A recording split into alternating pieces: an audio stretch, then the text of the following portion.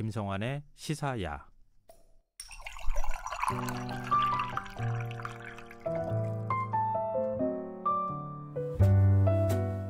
맛있고 멋있는 우리 술을 찾아 떠나는 불금의 교양학 시간입니다. 주류문학 칼럼니스트인 숙명여대 미래교육원 명욱 교수 나오셨습니다. 안녕하세요. 안녕하세요, 명욱입니다. 네, 지난 시간에 굉장히 흥미로운 얘기 해주셨었어요. 외국인들이 왜 소주를 싫어하는지 그 이유를 딱 분석을 해주셨잖아요. 우리나라 드라마 감독들이 드라마 만들 때 소주를 너무 이렇게 막 곤드레 만드레 막 이렇게 마시는 술로 좀 그리지 않았으면 좋겠어요. 그렇죠. 이제 다양한 소주가 있다는 걸 좀 알려줬으면 좋겠고요. 우리 전통 소주들을 많이 소개해 준다면 맞아요. 한국의 이 술에 대한 국격이 올라가지 않을까 그렇게 한번 생각을 해봅니다. 멋진 자리에서 우리 전통주를 마시는 장면을 좀 많이 넣었으면 맞습니다. 좋겠습니다. 자, 그럼 오늘은 어떤 술 얘기를 좀 들려주실 건가요? 네, 2021년 설날이 얼마 남지 않았습니다. 그렇죠. 한 2주밖에 안 남았죠. 네, 그런 의미로 한번 2주 동안 계절별로 즐기는 또는 절기별로 즐기는 전통주 이야기를 쭉 한번 풀어볼까 합니다. 근데 지금 절기주라는 표현 사용하셨는데요. 이게 계절별로 마시는 술? 이렇게 해석하는 게 맞아요? 뭐 실은 이제 절기주라고도 얘기도 하기도 하고요. 계절주라고 얘기도 하기도 하고요. 그리고 이런 걸 통해서 이제 가양주라고 집에 술을 빈다. 가양주. 이런 것들이 다 한국 술들의 이름이죠. 그러니까 절기별로도 있고 계절별로 있고 또 집에서 그러면은 대표적인 술에는 어떤 게 있어요? 일단은 계절별로 빚는다라고 했었을 때는 이 계절 하면 봄, 여름, 가을, 겨울 있지 않습니까?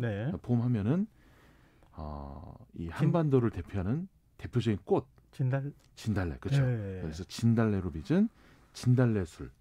이게 굉장히 또 유명하고 그게 진달래꽃이 술 안에 들어가면 엄청 이뻐요. 술 안에 들어가도 이쁘고 또 하나 이거를 전으로 지져 먹으면 화전. 근데 화전은 요즘에는 참 맛보기 어려워요. 근데 그거를 이제 식용 진달래가 있거든요. 그래서 작게 그 화전을 만든 다음에 위에 그 진달래 잎을 살포시 올려서 지져 먹으면은 정말 맛있습니다. 그리고요. 또 가을엔 또 대표적으로 또 국화술. 수 있고. 국화 차로도 많이 마시니까. 그렇죠. 차로도 많이 마시고 그리고 또 여름에는 그 연꽃이 또 많이 피지 않습니까? 연꽃을 대신해서 연꽃 자체는 조금 독성이 있어서 연잎을 씁니다. 연잎을? 연잎을 갈아서 넣어줘요. 연잎차 같은 경우에도 그렇게 많이 마셨고 이 연꽃술 같은 경우에는 사찰에서 많이 마셨어요. 왜냐하면 연꽃 자체가 불교를 또 상징하는 그런 꽃 아닙니까? 또 연꽃 자체가 아무리 더러운 연못 속에 있더라도 주변을 정화시켜주는 역할을 하기 때문에 그래서 그런 연잎술이 있었고 또 겨울엔 또 푹 이렇게 숙성한 이런 술들을 마셨죠. 그러면은 지금 설날을 앞두고 있는 상황에서 설 때 마시는 술. 예전에 도소주 말씀해 주셨던 것 같아요. 그렇죠. 도소주죠 대표적으로. 그래서 도소주인데 소주 아닌 소주다. 헷갈려요 이거. 그렇죠. 그래서 그때 제가 한자를 한번 풀어드렸는데 이 도소주가 도륙낼 도에 사악할 소 술주에서 사악한 것을 도륙내는 술이다. 한마디로 이제 액마기 술이죠. 근데 한자로만 보면요. 이 술 먹으면 안 될 것 같은 느낌이 들어요. 무섭죠. 도륙내고 사악하고 이런 이제 표현이 들어가 있으니까. 맞습니다. 그래서 그 사악한 것은 뭐냐?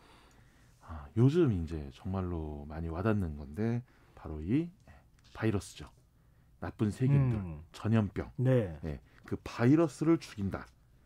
어떻게 죽이느냐? 바로 이제 술에 있는 약재를 통해서 죽인다는 거였고, 그래서 이 술의 특징이 뭐냐면 면역력이 약한 어린아이부터 마시던 술이었다. 요즘은 옛날엔 혹시 그랬을지 모르겠지만 옛날엔 이제 약이라고 생각하고, 그렇죠. 지금 전염병이나 이런 거를 막기 위해서는 너도 마셔야 돼. 그래서 한 잔은 마셔. 이렇게 했는지 모르겠지만. 요즘은 근데 이 술은 아이들이 마시기는 좀 그렇죠. 이 술은 근데 마셔도 됩니다. 마셔도 돼요? 왜냐하면 만드는 방식이 청주에다가 다양한 약재를 넣고 그걸 끓입니다. 끓이면 알코올은 다 증발이 돼버리죠. 증발이 돼버리고 약기운만 들어가기 때문에 기본적으로 도소주라는 술이긴 하지만서도 알코올은 거의 남아있지 않은 거죠. 그렇군요. 네. 이게 막걸리 끓여가지고 약재 넣고 하네. 네. 그렇게 됩니다. 근데 이제 동의보감 같은 경우에는 이제 이 레시피가 남아 있어요. 예. 그래서 뭐 대황, 천초, 거목, 길경, 호장근, 오두커피를 넣고 주머니에 넣고 끓인다 이렇게 나와 있는데 다만 이제 오두나 대황 같은 경우 독성이 있어서 네. 전문가가 아니면 처방을 못합니다. 그래서 왜 이렇게 독성 있는 걸 넣냐라고 했었을 때 한국전통주연구소 박노담 소장님이 말씀하신 건데 네.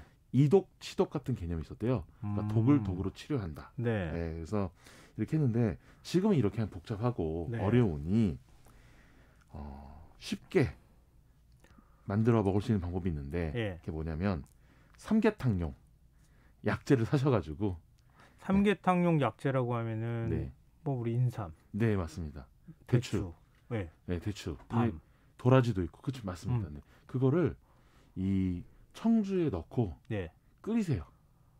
그렇게 하면은 네 그렇게 하면은 특별한 약재 안 넣어도 괜찮고요. 네, 그러니까 이게 실제로 우리가 지금 워낙 과학이 많이 발달했고 의학이 많이 발달했기 때문에 굳이 여기 있는 거를 이렇게 넣을 필요는 없고요.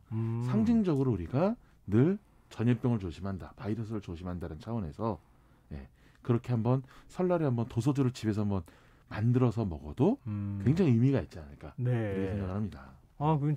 일단 좀 그 가족들이 모두 다 마셔도 전혀 부담이 없는 알코올이 다 날아갔으니까. 그렇죠. 다 증발됐으니까. 올 한해 덕담 한번 이렇게 맞습니다. 한마디씩 해주면서 한 잔씩 이렇게 마시도록 하는 것도 괜찮겠다. 이게 진짜 우리의 문화인 거죠. 그래서 어린아이부터 먼저 주는 그 배려.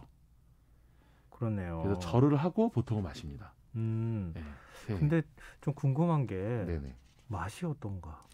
맛이요? 그냥 청주는 데워 먹잖아요. 마시잖아요. 네.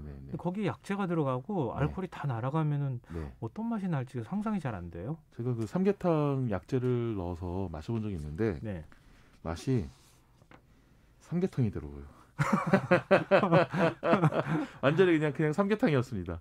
기름기 없는 삼계탕 같은 맛이 좀 되게 강했어요. 그러니까 실은 삼계탕 맛 자체가 약재도 있었는데 고기도 있었는데 실은 약재 맛이 되게 강했던 거죠. 근데 우리 닭 맛이라고 생각하는데 삼계탕 먹으면 그 약재 맛이었네요. 약재 맛이 더 강했어요. 그래서 되게 재밌었습니다. 이게 술을 도소주라고 해서 전통주를 마시는데 맛이 삼계탕이었어요.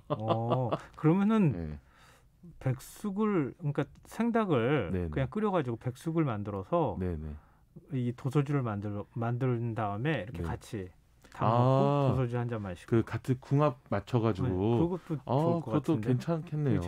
재밌는 맛이 날 것 같아요. 근데 둘 다 삼계탕이니까 한쪽을 먹어도 삼계탕, 이쪽을 먹어도 삼계탕이니까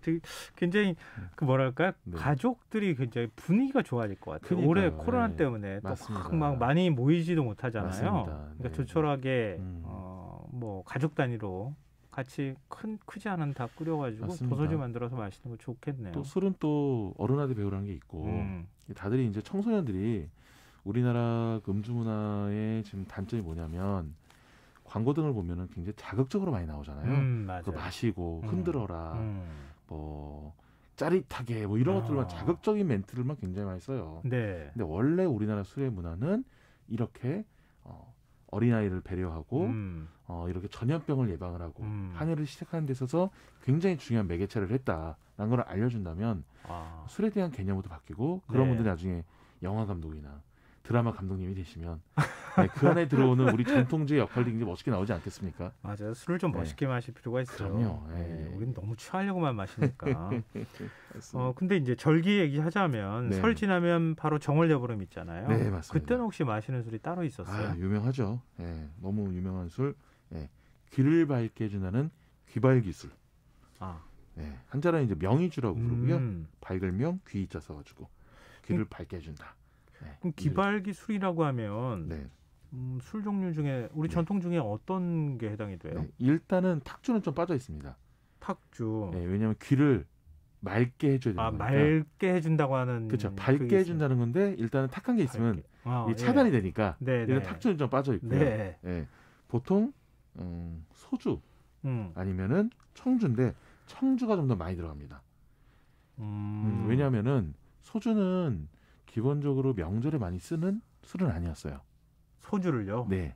왜냐하면 이게 알코올 도수가 높다 보니까 명절 같은 경우는 음복을 해야 돼서 가족들 모두가 즐겨야 되는 술이잖아요. 네. 근데 소주는 알코올 도수 높다 보니까 이게 어린아이한테도 부담 가기도 하고 나이 드신 분한테 부담 가기도 하고 실은 그것이 안 맞는 분들도 계셔서 늘 기본적으로 이 명절에는 발효주 중심으로 마셨다.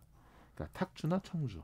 근데 귀발기술 제사 때는 보통 청주 많이 그쵸? 썼죠. 네, 맞습니다. 그렇기 때문에 소주가 있는 곳은 있는데 많이 없고 주로 청주가 좀 많다. 근데 이제 특징은 동국세식이라는 우리나라 이제 풍속을 기록한 문헌이 있는데 네. 차게 해서 마셔라라고 나와 있어요. 차게 해서 마셔라. 네, 데워 마시지 말고. 네, 청주 한 잔을 데우지 말고 차게 해서 마시라라 네. 기록이 있고 이게 왜 그러냐라고 본다면 이제 정신 바짝 차려라. 라는 식으로 이제 해석을 해요. 네. 하나하나 모든 행동이나 네, 이런 거 네. 다 의미를 부여했군요. 맞습니다. 네, 네. 근데 청주라면 시중에 있는 거 그냥 구입해서 사용해도 되는 거예요? 네, 뭐 청주도 좋고요. 이제 약주 같은 경우도 맑은 술을 사시면 굉장히 좋고요.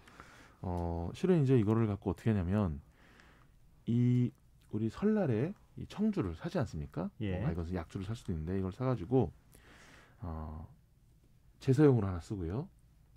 그리고 하나는 도소주를 만들고요. 예. 또 하나는 나머지는 귀발기술로 쓴 거죠. 근데 세 병을 사시라는 말씀이 아니고 예. 한 병 사셔가지고 조금씩 나누면 됩니다. 충분히 뭐 한 잔씩 마시는데 전혀 문제가 안 되기 때문에 한 병만 사셔서 그렇게 3단계로 나눠 쓰시면 된다. 네. 그러면 네네네. 대병으로 큰 걸로 사야겠는데. 에이, 아니요. 맛이 한 잔씩 맛보는 게 중요하지 뭐 이렇게 마셔서 취해야 됩니까 꼭. 아니 그럼 귀가 밝아지려면 취하면 안 됩니다. 여러 차례 해야 되니까 사용해야 되니까. 그래서 또 애주가의 면목이 또 나오시는. 근데요 요즘에는 그 대병이라고 불리는 그 네. 양이 보통 한 몇 리터 정도 될까요? 1.8리터입니다. 1.8리터요? 네네네. 그걸 잘 못 봐요. 그렇죠. 네. 네. 그게 공장에서 라인 돌리기 되게 좀 불편합니다. 같은 규격된 걸로 나와야 되는데, 예. 그러니까 그 높이도 안 맞고 실은 그 1.8리터짜리 대병을 만약에 우리가 마트에서 판다면 냉장고에다 들어가지도 못해요. 그렇다. 그렇죠. 네네. 네. 그러니까 냉장고에 덜어서 해야 되겠군요. 잘 들어가는 사이즈는 소주 사이즈나 맥주 사이즈입니다. 그거보다 너무 크면 잘 안 들어가고 너무 작으면 공간이 너무 많이 남죠. 네. 그래서 다들 그거에 맞추고 있는 거예요. 그게 저렴하긴 더 저렴한 건 맞아요? 어떤 것이? 그렇게 대병으로 크게 사면 좀 저렴한가요? 그렇죠. 아무래도 그 배달비라든지 그런 부분이 빠지고 라벨비라든지 이런 거 빠지기 때문에 그래서 외국 같은 경우는 그거는 이제 잔술로 많이 팔았죠. 예. 네. 그럼 귀발 기술 같은 경우에는요. 네네. 왜 귀가 밝아져야 한다고 생각하고 이런 술을 마시면 귀가 밝아진다고 생각을 했는지가 궁금하거든요. 맞습니다. 그래서 이 한해를 맞이해서 이제 계획 같은 걸 많이 세우는데 이때부터 이제 본격적으로 가정의 행사, 뭐 마을의 행사, 불화의 행사, 뭐 이런 행사들이 많아지거든요. 많아지는데 첫 번째 옛날엔 다 우리가 모든 사람들이 대부분 농업에 종사를 했잖아요. 근데 농업에 종사를 하려면 계속 유익한 정보가 있어야 됩니다. 어디서 뭐 한다, 어떻게 모내기를 해라, 뭐 여러 가지. 그래서 귀를 밝게 해둬야지만 친교를 통해서 사이가 좋아져야지만 유익한 정보를 얻을 수 있다 하나. 그리고 이 친교를 통해서 어차피 우리가 그 농업 시대에 있어서 자기 혼자 할 수 있는 게 별로 없잖아요. 다 같이 도와주고 해야 되다 보니까 일손이라도 이런 데 같이 협업을 할 수 있게끔 친교를 위한 것. 또 마지막으로는 우리 김성원 DJ처럼 애주가들 입장에서 귀가 밝아져야 된다는 명분 하에 아마 드시지 않았을까요? 다목적이었네요. 좋은데요. 자, 그럼 본격적으로 꽃이 피는 봄이 오면 또 어떤 술을 마셨을까요? 이게 또 절기주는 유명한 것이 청명절에 마신다는 청명주입니다. 예전에 한번 소개한 적이 있었죠. 이 청명절이 보통 식목일. 그래서 식목일이 그 한식이라고도 불리기도 하는데 그 날이 맑아진다는 뜻입니다. 그래서 이때부터 본격적으로 이제 농업이 시작된다 그래서 이때부터 이제 술을 즐겼죠. 근데 이게 진짜 다 고대 문헌이 남아있는가 궁금해요. 이런 게 다 기록이 남아있는 것도 신기하고. 너무 다 남아있죠. 예, 다 남아있고요. 대표적으로 남아있는데 어떻게 남아있느냐. 예. 어머님들이 남겨놓으신 고조리서. 아, 고조리서. 네. 네. 뭐 대표적 음식 디미방 같은 안동 장식에서 음식 디미방 이런 것들이 있고 또 하나 농업서적. 농업서적이 결국은 이런 절기하고 연결이 돼 있기 때문에 농업서적이고 네. 또 하나 실학서적. 아, 실학서적. 네. 그러니까 어떻게 만드느냐 만드는 예. 방법이 나와 있는 거죠. 그래서 정말 이 전통주 자체가 단순히 술이 아니고 음식이고 농업이고 또 학문으로 연결된다는 것 우리 전통주가 알려주는 귀중한 가치 아닌가 이렇게 한번 생각을 해봅니다. 네. 지금 절기라고 하는 것과 술이 이런 관련이 이런 끈끈한 관계가 있다. 네. 예, 앞으로 좀 상식으로도 알아두면 좋겠습니다. 네, 오늘 불금의 교양학 여기서 마치도록 하겠습니다. 지금까지 숙명여대 미래교육원 명욱 교수와 함께했습니다. 고맙습니다. 감사합니다. 네. 오늘 모바일 상품권 당첨자는 홈페이지 공지사항에서 확인하실 수 있습니다. 끝곡으로 아프로디테스 차일드의 스프링, 서머, 윈터 앤 폴 띄워드리고요. 저는 이번 주 순서 모두 마무리하겠습니다. 월요일 밤 다시 찾아뵙겠습니다. 편안한 밤 되십시오.